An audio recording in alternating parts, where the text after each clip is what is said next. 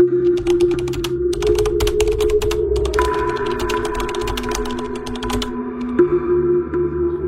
sebanyak 8 orang tuh Om. Ada cowok semua. Kebetulan itu lagi suasana COVID. Itu lagi COVID. Basecamp itu alhamdulillah kita nggak ada kendala apa-apa. Nggak ada kendala apa-apa. Nggak ada kendala sama sekali. Nah akhirnya kita nyari tempat. Kebetulan emang rame tuh di sana camp.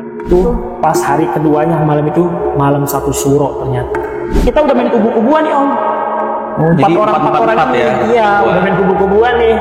Amat. Ya alhamdulillah kita bisa pulang. Kalau misalnya kita yang memang udah ditakdirin mati di gunung karena kehausan, ya nggak apa-apa gitu ya kan. Udah ikhlas aja. Di situ saya kaget baru ternyata itu bukannya fiktif menurut saya. Itu bukan halu saya. Itu benar-benar nyata adanya. Dia benar-benar terjadi gitu. Jadi benar-benar terjadi 2 kali.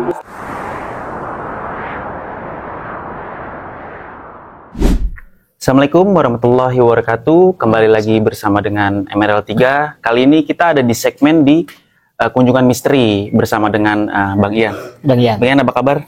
Alhamdulillah baik. Di cerita kali ini tentang gunung apa Bang Ian? Ini kita mau cerita Gunung Sindoro ini. Gunung Sindoro yang dimana katanya Bang Ian ketemu dengan remaja gadis ya sampai kesasar ya. Betul. Boleh diceritakan Bang Ian kira-kira sampai gimana ceritanya di tahun berapa? Ini sedikit mau disclaimer dulu ya buat orang-orang yang kadang kan suka naik gunung, takut nih dengar cerita mistis kayak gini, jadi nggak mau naik gunung. Nggak, ini kan semua kan tergantung dengan persepsi kita menanggapi gunungnya ini seperti apa gitu ya kan. Cuman kebetulan ketika saya naik Gunung Sindoro bersama kawan-kawan itu memang mendapatkan kejadian yang menurut saya itu banyak mistisnya gitu. Nah ini awal mula rencananya itu kan kita dari tanggal 20 Agustus kita mau ngadain acara agenda naik Gunung Sindoro. Kita sebanyak 8 orang tuh Om. Ada cowok semua. Kebetulan itu lagi suasana COVID. Oh lagi COVID-19. Lagi COVID juga. Wah, udah gitu kan perizinan juga kan agak sedikit susah gitu kan dari surat kesehatan, dan selang berapa hari sih untungnya kita diizinin juga kan. Hari kita rencana buat naik Gunung Sindoro. Dari base camp itu sekitar jam 8 pagi kita udah mulai start pendaftaran, simaksi, semuanya itu kita nggak menduga bakal apa yang terjadi di atas di sana. Ya memang sih kan kita kan harus positif vibes aja. Kalau misalnya mau naik gunung kan nggak boleh harus mikirin mistis, itu bakal kembali ke diri kita sendiri gitu kan. Nah kita udah siap, prepare, nah udah rapi, logistik, simaksi udah beres, kita naik ojek nih Om. Serunya naik gunung nih kadang ada serunya, ada mistisnya juga nih. Serunya gini, kita naik ojek ya kan, pas sampai pos 1 ini baru kita mulai trekking nih Om. Oh jadi mulai dari pos 1 dulu? Iya, kebetulan kan emang ada alat transportasi nih dari base camp ke gunung ke pos 1-nya gitu kan. Udah mulai trekking, kita baca doa dulu nih, ya kan biar selamat gitu kan. Yang penting kan untuk utamanya kan naik gunung itu tujuannya pulang. Iya gitu benar. Kan? Jangan sampai nggak balik lagi. Iya, takutnya kita naik nggak bisa pulang kan gitu. Dari awal pos 1 ini sampai pos 2 ini kita masih menikmati Om. Gitu. Kita dituntun sama burung gagak. Itu burung gagak tuh nggak terbang, dia bener-bener kayak ngusurin kita gitu. Oh jadi hanya jalan aja gitu ya? Dia bener-bener, ini kata saya gini, ini burung gagak kayak mau ngasih jalan dan ini mau ngasih unjuk jalan gitu, kata teman-teman gitu ya kan. Oh ya udah ikutin aja, ikutin kan kita ke atas. Nah pas pos 2 kita istirahat nih, ya kan, kita ngopi. Kita ngudut gitu ya kan, biar relax gitu ya kan. Kita 8 orang. Nah pas dari pos 2 ke pos 3 ini karena udah suasana capek gitu ya kan, egois, itu udah mulai naik nih Om suasananya nih. Oh jadi ada emosional gitu ya? Iya udah emosional banget, ada yang main duluan lah gitu istilahnya. Nah pas sudah di pertengahan jalan ini kita ada sedikit masalah nih. Ini temen sama temen udah saling emosi, udah pada main saling salah-salahan. Cuman yang bikin saya anehnya itu, nih anak kok nggak biasanya nih marah kayak gini gitu ya kan. Akhirnya saya tegur, lu kenapa? Gitu. Nggak apa-apa gua gitu. Ini jawabnya udah mulai aneh nih, nggak apa-apa nih gua gitu. Ya udahlah saya coba buat positif aja gitu ya kan. Ini kebetulan kita kan di Sindoro ini kan kita ngambil 3 hari 2 malam nih, gitu kan. Rata-rata kan biasa pendaki kan 2 hari 1 malam nih. Kita ngambil yang 3 hari. Nah setelah nyampe pos 3 kita istirahat nih, teman udah mulai udah renggang nih, hubungannya udah kayak main duluan aja gitu ya kan. Udah main tinggal-tinggalan. Udah main tinggal-tinggalan buat sampai di sunrise camp, gitu ya kan. Udah selesai istirahat, yuk lanjut lagi yuk, lanjut kan. Naik 3 jalan duluan, 2 jalan duluan. Ini saya emang sweeper di belakang terus kan, takutnya lagi ketinggalan. Nah udah selesai perjalanan itu dari pos 3 sampai sunrise camp itu alhamdulillah kita nggak ada kendala apa-apa. Nggak ada kendala sama sekali. Nah akhirnya kita nyari tempat, kebetulan emang rame tuh di sunrise camp kan udah pada diriin tenda. Itu saya start dari jam 8 itu di malam pertama ya Om ya, itu sampai jam 5 sore. Itu berapa lamanya itu kita daki, emang bener-bener ada yang kecapean lah, ngasosnya juga terlalu lama gitu kan. Udah selesai kita diriin tenda, kita masak. Nah di situ tuh mulai udah agak suasana beda, udah beda banget. Terus pas saya lagi prepare masak, teman-teman saya asik lah ngilangin capek pada main poker, ada yang ngobrol, ada yang istirahat dalam tenda. Pas saya lagi masak itu tiba-tiba kok ada yang lari di samping. Gitu. Sosoknya ini rambut panjang, anak kecil, cuman jalannya cepet. Oh dia kayak lari gitu cepet ya? Iya. Dibilang kilat bukan, cepet bukan, tapi memang bener-bener nyata ada di samping saya, di seberang belakang tenda saya yang saya diriin ini. Karena kan di Sindoro itu kan dia ada 2 tempat ngecamp nih. Ada sunrise camp, terus ada blokannya lagi di sini. Dia cuma muat sekitaran 4-5 tenda lah. Gitu kan. Saya lagi masak nih sama teman saya. Suasana capek juga kali ya. Pas saya masak, tiba-tiba ada yang lari. Saya bilang dong sama yang temenin saya nih, si Rehan ini nih. Itu siapa lari? Saya bilang gitu kan. Mana orang nggak ada yang lari kok, bilang gitu ya kan. Halu kali lu kecapean. Nah, akhirnya saya langsung kayak positif saja. Oh iya kali gua kecapean. Jadi apa aja jadi terbayang gitu karena gunung kan cukup agak misteri juga nih Om, agak mistis juga nih. Jadi saya kayak ngambil positif aja lah gitu ya kan. Ya udah akhirnya saya masak, saya makan. Anak-anak juga makan. Nah malam pertama ini aman, cuman ada gangguan seperti itu aja, gitu kan. Udah selesai, kita istirahat, paginya kita summit. Nah paginya kita summit, pas kita summit naik seperti biasalah crash gitu ya kan, duluan aja gitu. Oh ya, masih duluan juga? Masih duluan itu yang blundernya saya jadi leadernya itu logistik adanya di depan. Ini yang bawa logistik ini udah naik ke atas duluan nih Om. Jadi di bawah tuh yang di bawah itu yang udah yang kering-keringnya doang. Posisi jarak dari Sarasih ke puncak kan agak lumayan juga tuh ya. Kita udah kehausan, udah kepanasan, udah gitu rombongan gitu rombongan terakhir. Padahal di Sindoro itu kan ada dibatasin tuh. Kalau mau summit itu batasnya jam 10 karena ada kawah-kawah, aroma-aroma kawah gitu ya kan.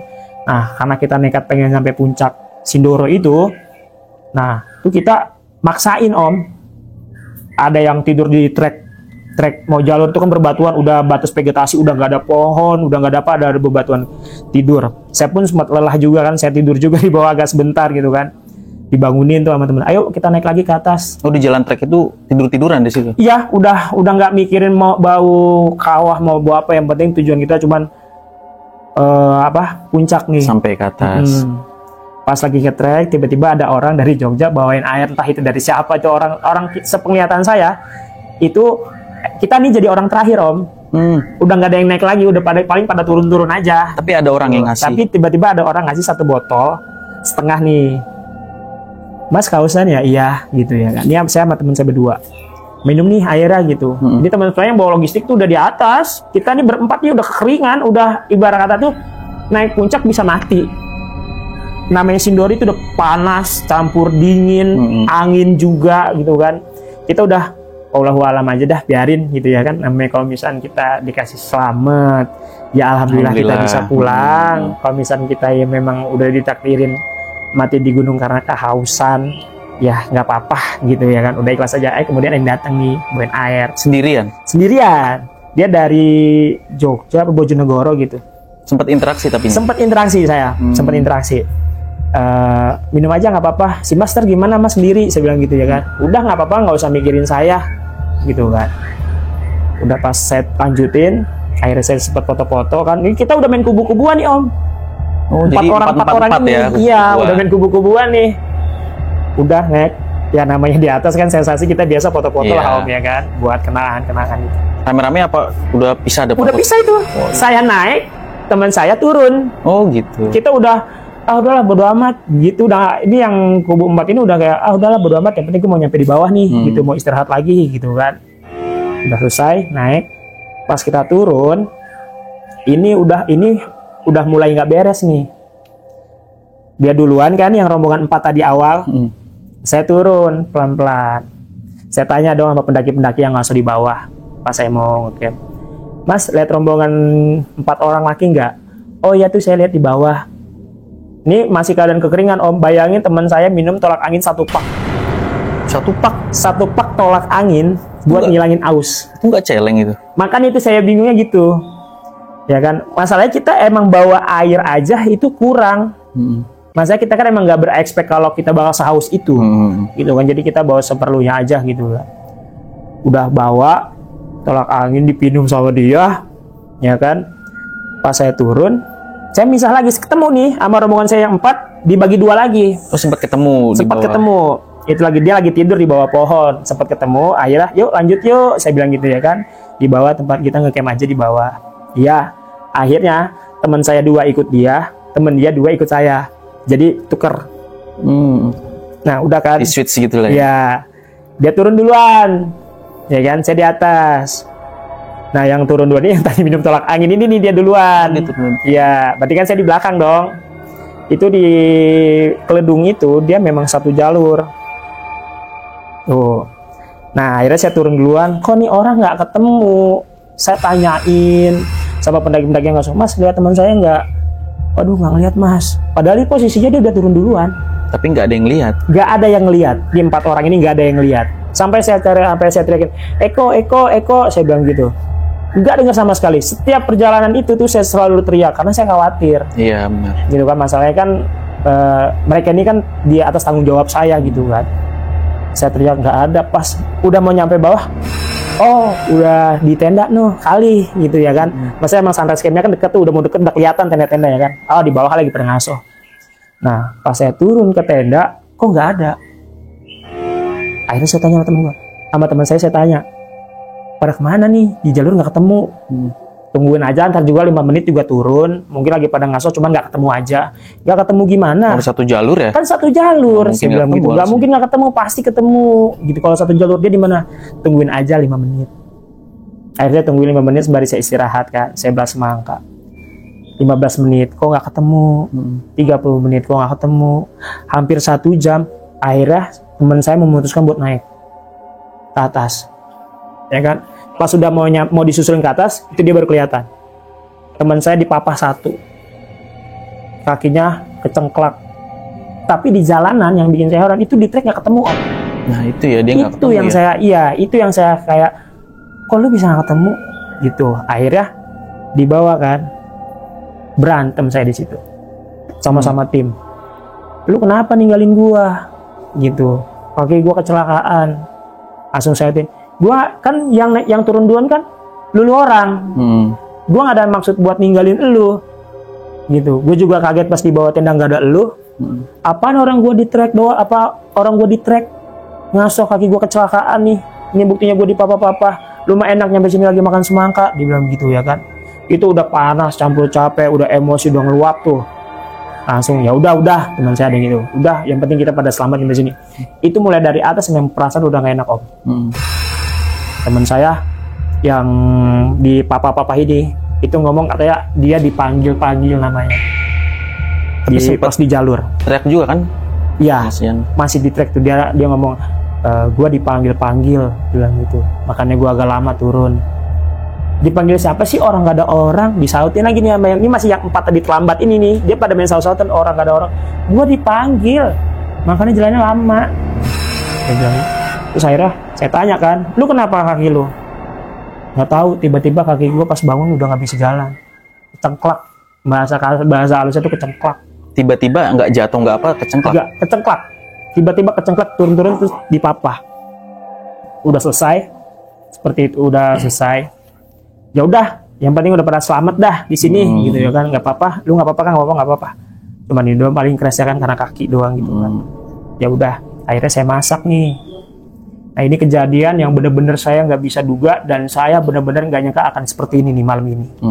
Kan saya kan karena 2 malam nih ya di sini. Ini pas turun nih berarti. Pas turun, pas udah mau lanjut ke malam kedua. Udah masak, menjelang sore kita makan. Nah, sholat maghrib nih teman-teman saya. Udah selesai sholat maghrib, udah pada masuk tenda semua. Baru tuh saya mandangin pemandangan gunung Sindoro. Sumbing. Sumbing. Iya, ini kan posisi kan kita di Sindoro, gitu kan. Pas mandangin teman saya, ngeliatin teman saya sholat, jadi kayak pengen sholat kali ya, gitu ya kan. Ya udahlah, biarin gitu kan. Pas udah pada masuk, gue sholat, udah bang, enak lu ya bisa sholat di gunung, gitu ya kan. Gue kayaknya sama naik gunung kayak susah banget buat sholat di gunung, gitu kan. Udah saya masuk, saya duduk sila om. Tenda saya buka nih pintu saya. Tenda saya buka, saya duduk sila. Gitu ya.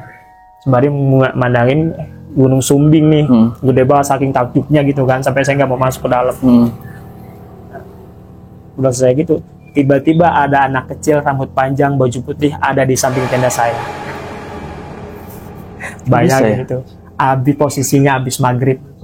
Oh posisinya pas abis Posisi abis maghrib, saya duduk sila gini, tiba-tiba ada anak kecil rambut panjang ini begini nih.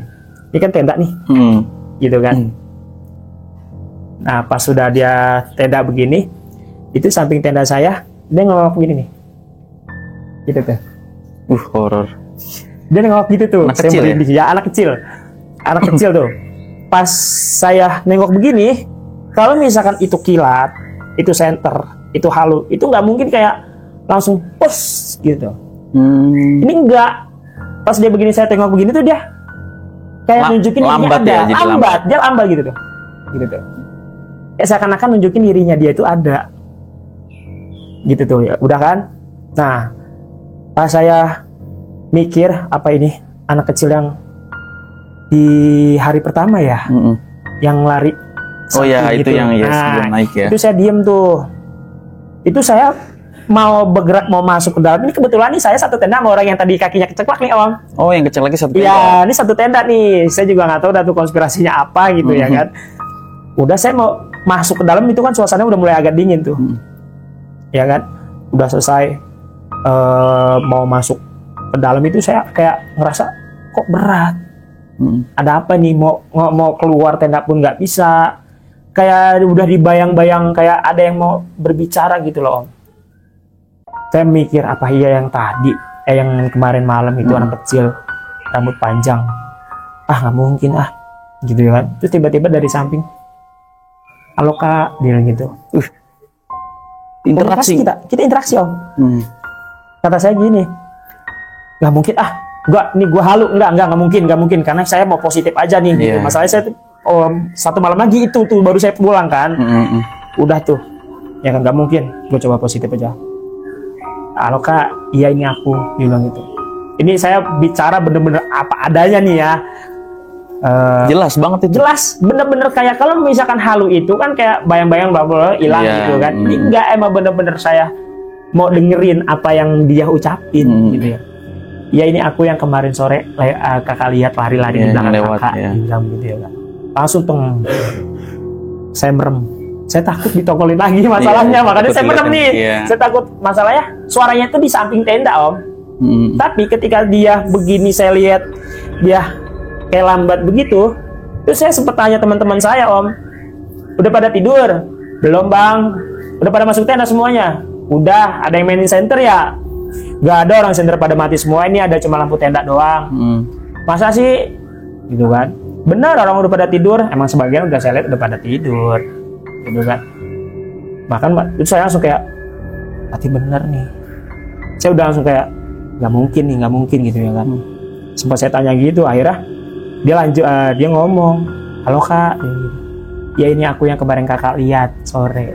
Dia langsung interaksi ngomong kayak gitu ya. Saya udah nggak bisa ngomong apa-apa om. Saya cuma pengen nunjukin diri saya kalau saya itu ada di sini. Dia berpesan om kepada saya. Dia bilang begini, tolong jaga rumahku. jangan dikotori dengan hal-hal yang membuat aku benci. Marah lah intinya. Marah, gitu. dia bilang gitu. Aku menyambut kedatangan kalian ke sini dengan senang hati, dia bilang begitu. Tapi tolong jaga rumahku dan akan kusambut jika kalian hadir kembali ke rumahku. Terus ada beberapa perkataan yang saya lupa yang benar-benar nyentuh banget di diri saya. Saya seingat saya itu dia cuma minta tolong kalau misalkan bawa pendaki atau apapun, jangan yang bikin dia marah. Contohnya kayak lu tuh kayak, ini apaan sih nih gunung? Oh, sifat sombong sifat gitu. sombong gitu ya kan. Dia paling gak suka. Jadi ibarat kata gini om, lu bertamu ke rumah orang tapi lu nggak sopan, Iya, pasti betul. yang punya marah dong kan gitu. Itu saya jelas banget dia ngomong seperti itu, panjang, itu ada sekitaran 15 menit itu dia ngomong. Oh, dia ngomong 15 menit. Iya, cuman ada beberapa kata yang saya nggak lupa saking saya takutnya. Iya. Bahkan melek aja sih nggak bisa. Oh, jadi sambil merem tuh Sambil merem mendengarkan. saya itu nutup tenda lagi, itu saya begini nih. Saking saya nggak maunya, saking saya udah takutnya. ditampakin, diliatin. Udah kan? didampakin, saya diliatin, udah gitu sebelumnya juga saya dikasih tahu gitu kan. Akhirnya pas sudah nggak ada nih, anget om tenda saya, anget Semuanya? tenda saya anget. Orang pada kedinginan kok pakai sleeping bag. Saya datang ke tenda, lu pakai sleeping bag? Dingin banget bang. Saya bingung. Saya sendiri langsung kayak, kok gua anget sih di tenda gua? Anget sendiri jadinya. Anget sendiri. Itu yang sakit nggak pakai sleeping bag om. Bujur be biasa gitu. Masa sih nggak dingin? Saya bilang gitu. Tenda gua anget banget noh, gitu ya kan. Itu saya belum cerita. Kalau saya tuh ditampakin. Akhirnya saya masuk kan ke dalam, saya tidur. Jam 12 malam itu teman saya ngeluh tuh, yang kakinya kecengklak. Bang, tolong bang, kaki gua sakit. Oh, dia merintih lah dia. Merintihnya tuh mungkin entah apa gitu ya kan. Nah, pas sudah kecengklak, saya coba urutin kan. Udah mendingan tuh. Gimana? Udah mendingan, udah bang. Saya tidur. Pas tidur, ini saya nggak tahu saya keparengan emang karena abis ngobrol sama anak kecil. Tapi ini mimpi, tapi ini nyata. Pas saya tidur, selang beberapa menit saya terlelap, itu saya dimimpi datang lagi dia sama 2 orang. Oh, datang lagi. Dia mau nyampein ini yang kecengklak kakinya. Bahwasanya ada sesuatu yang ditendang sama dia tanpa kesadaran dia. Dia nyampein saya, tolong bilangin kak temennya, dia bilang gitu. Kalau naik di atas, jangan apa aja kak ditendang. Itu nggak sengaja. Dia tuh katanya nendang pala apa gitu dia bilang. Kata si anak kecil itu nih, pala apa ditendang sama dia. Cuman dia nggak kerasa, tiba-tiba pas dia ngasok kakinya sakit. Tuh. Terus saya minta maaf. Itu saya tapinya kayak nyata om. Tidur kayak nyata, tapi saya, ini kan gue lagi tidur gitu. Sampai saya ngomong, ya maafin teman-teman saya ya kalau punya salah, mohon maaf. Saya bilang gitu. Oh, Bang Ian ngomong ke itu. Iya, kayak itu dalam mimpi tapi kayak nyata. Mohon maaf yang sebesar-besarnya. Kedatangan saya kemari cuma ingin menikmati alam. Iya. Saya cuma mencoba buat pengalaman baru naik gunung. Tolong jangan diganggu kehadiran saya. Kalau seandainya ada teman-teman saya yang kurang sopan, tolong dimaafkan yang sebesar-besarnya. Saya bilang gitu kan. Itu atas kejadian itu tuh semua tuh, itu hari apa kira-kira pas Bang Ian naik tuh? Pas naik itu tuh om, pas tanggal 20 sekitaran 20 Agustus itu, ternyata saya kurang tahu tuh om. Itu ada malam istimewa buat bagi orang-orang Jawa om. Itu pas hari keduanya malam itu malam 1 suro ternyata. Oh, pantes pada keluar ya kalau kayak Itu yang saya bingung. Itu juga saya tahu dari penduduk desa om. Jadi Saya sebelum cerita, naik tuh belum ada yang tahu. Pas lagi naik kita biasanya santai, namanya kita orang nggak tahu adat kan gitu ya kan, nggak tahu malam apa kita kan nggak paham gitu ya. Cuman kan naik aja. naik aja gitu ya kan, nggak bermaksud kalau malam apa, paling kita cuma tahunya malam Jumat, malam Sabtu, malam Minggu gitu kan. Udah. Pas sudah selesai rapid kita turun bareng-bareng, udah yang masih kecengklak masih flash juga gitu ya kan, pelan-pelan ke bawah. Kita makan nih, cerita, gua kan habis disambitin nih gini-gini gitu ya kan. Kapan? Ternyata pas malam pertama saya ngeliat anak kecil itu, malamnya temen saya ditimpukin om tendanya. Satu tenda itu atau beda? Beda tenda lagi. Oh, beda tenda. Dia ada tenda lagi malamnya, dia cerita, demi Allah gue ditimpukin. Pertama dia pelan, tuk tuk gitu tuh. Nah pas udah selang berapa lagi kan teman saya bangun dong, kayak kaget nih gitu, apa nih, nggak mungkin, apalah babi lah apa gitu ya kan, coba buat positif aja gitu ya kan. Tapi kok ada nimpuk lagi, sedang nih, dung gitu ya kan. Teman saya makin ngeri dong. Udah tuh, pas selang berapa lama lagi, itu bener-bener kayak sebatu segini nih dia bilang sama saya. Dilempar ke tendanya, buok gitu. Mau paginya akhirnya dimindahin tenda om, dari belakang dipindah lagi ke depan sama dia. Saya bilang gini, ngap lu, saya bilang gitu. Oh, dia mendekat jadinya? Dia mendekat ke saya. Dan selesai pas lagi kita udah break di bawah, udah selesai pendakian, makan, kita cerita kan satu sama lain tuh. Ada mbak warung ngomong, mas warung, dia ngomong, ada kejadian apa mas? Dia bilang gitu. Enggak pak, biasalah di gunung mah, namanya juga di gunung. Loh emang tadi malam nggak tahu kalau malam apa? Dia bilang gitu kan. Waduh, nggak tahu emang malam apa? Tadi malam tuh malam satu suro mas. Itu kita berlapan kaget, langsung kayak, oh pantesan udah situ pada mulai, kita nyari penyakit. Saya bilang gitu, enggak, kita nggak nyari penyakit, cuma momennya aja kita nipas yang di situ yang gitu kan soalnya tadi orang kampung kan pada naik semua ke atas, kayak seserahan gitulah, ibaratnya kayak biasa formal orang pada malam satu suro gitu. Di situ saya kaget, baru ternyata itu bukannya fiktif menurut saya. Itu bukan halus saya, itu benar-benar nyata adanya, dia benar-benar terjadi gitu. Benar-benar terjadi 2 kali. Konspirasi kan nggak bisa 2 kali om. Iya benar. Ini masalah malam pertama saya terus malam kedua juga nyambung. Udah gitu dengan kecelakaannya teman saya, ini bisa masuk dalam mimpi saya. Iya, ditambah tuh malam satu suro. Ditambah malam satu suro yang bikin saya kaget itu, ada si mas ngomong itu malam satu suro. Pas, nanti bener. Gua nggak ngada-ngada nih ya, saya bilang gitu sama temen saya. Ini bener-bener nyambung nih masalahnya cerita saya. Saya bilang begitu ya kan. Iya bang, gue juga soalnya ngerasain. Itu bener-bener pengalaman saya semenjak naik gunung nih. Baru itu yang bener-bener kayak ditampakin, bener-bener ditampakin. Bener-bener nampakin, cuman anehnya anak kecil ini tuh nggak serem om. Oh bentuknya tuh cantik gitu. Bener-bener kayak anak kecil. Rambutnya gadis panjang, gitu ya. Gadis, pakaiannya bersih. Dia kan datang sama 2 orang itu tuh. 2 orang itu berbentuk apa itu? Yang 2 orang itu di dalam mimpi saya itu dia berbentuknya tuh kayak gelap om. Badannya gede. Mungkin kalau bahasa kasarnya bodyguard lah ya. Bahasa kasarnya. Yang mendampingi anak kecil itu mungkin. Mendampingi anak kecil itu. Cuman ketika sebelum saya tidur ini, dia sendiri. Dia cuma menunjukin kalau dia itu ada. Tolong hargain rumah saya. Dia cuma minta itu aja. Sama nendang sesuatu yang tidak tahu kan. Nah, makanya dampaknya kakinya. Kalau misalnya pada mau ngedaki gunung, ada sesuatu hal yang mungkin nyeleneh atau apa itu jangan pernah digeser-geser. Ya mungkin ini atas kepercayaan saya gitu ya kan. Ini bukannya serem, enggak gitu kan.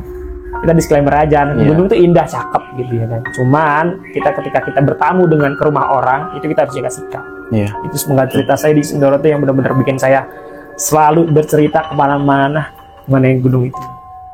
Oke Bang Ian, mungkin ada kesan moral yang mau disampaikan buat teman-teman Emerald 3. Kalau naik gunung tuh harus gimana sih mulainya gitu sampai akhirnya kita bisa turun dengan selamat gitu.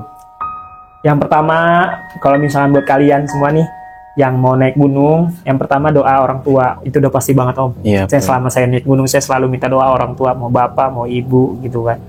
Karena doa beliau ini bener-bener mujarab dah, tidak ada yang bisa ngelawan gitu kan. Iya benar sekali. Terus yang kedua, alat-alatnya harus safety, jangan sembarang-sembarang. Apalagi kan buat banyak-banyak nih pendaki-pendaki pemula nih. Saya nggak mau bilang FOMO ya, karena pendaki itu kan tergantung hobinya kita gitu kan. Ada yang mau ikut-ikutan aja ya kan? Nggak tahu gimana kan. Itu kan banyak yang suka kayak ngasal bawa tenda gitu ya kan. Usahain kalau misalnya mau ngecamp tuh bawa tenda yang double layar. Tapi kebanyakan kalau saya lihat ya ada yang kadang yang 1 layar. Itu kan kadang suka menyebabkan hipotermia gitu. Terus jaga sikap di gunung, jangan suka menyepelekan gunung. Itu yang saya dapat pesan dari si anak kecil ini. Jangan pernah nyepelein kalau ini tuh. Kita balik lagi kepercayaan masing-masing aja. Kalau misalnya kepercayaan saya, ada nunggunya di gunung, ada. Terus kita juga harus ramah ketika kita bertamu ke rumah orang. Betul sekali. Oke Bang Ian, Kan tadi di gunung apa Sindoro ya. Ada nggak kira-kira yang sedikit mau diceritakan di gunung yang lebih serem lagi, mungkin pengalamannya?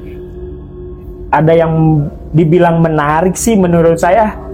Menarik dalam hal mistis itu menarik sih setelah Sindoro itu ya Sumbing. Oh, Sumbing. Soalnya waktu lagi saya natap Gunung Sumbing ketika malam 1 Suro itu, saya pernah berkata dalam hati saya seperti ini. Suatu saat gue bakal ke tempat lu dan gue bakal naklukin lu. Itu kan udah satu hal yang sombong, Om. Iya, betul. Lu kalau misalnya kata Gunung Sumbing dia bisa ngomong, Om, lu siapa mau naklukin gue? Gitu kan. Belum naik aja, belum ketemu aja lu udah konyol. Gitu kalau kata orang Betawi nih, gitu ya kan. Tapi sempat naik, sudah. Ini pas udah selesai Sindoro, kita beda tim nih. Oh, beda tim lagi. Beda tim lagi. Akhirnya saya naik tuh kan. Sepenggal cerita di Gunung Sumbing itu, saya bawa cewek 2 orang. Dimulai dari terminal Lebak Bulus. Oh, ada perempuan 2. Nah ini kalau ini lebih menantang nih. Okay. Ini ada masalahnya, ada perempuan juga nih. Saya naik Gunung Sindoro, naik Gunung Sumbing. Kebetulan kan emang habis dari Sumbing, saya pengen langsung loncat ke perahu. Oke. Boleh ditahan lu mungkin nanti buat di part selanjutnya. Boleh. Terima kasih banyak buat Bang Ian sudah menyempatkan waktunya buat bercerita untuk siap. Dan memberikan edukasi mengenai gunung-gunung ya buat anak-anak yang baru pemula juga ya. Ya mudah-mudahan semuanya berjalan dengan lancar. Amin. Buat Bang Ian, makasih waktunya. Sama-sama, Bang. Nanti di part kedua kita bisa cerita lagi. Siap. Oke, buat teman-teman MRL 3, terima kasih sudah menonton. Jangan lupa subscribe, like, dan komen. Saksikan video selanjutnya. Assalamualaikum warahmatullahi wabarakatuh.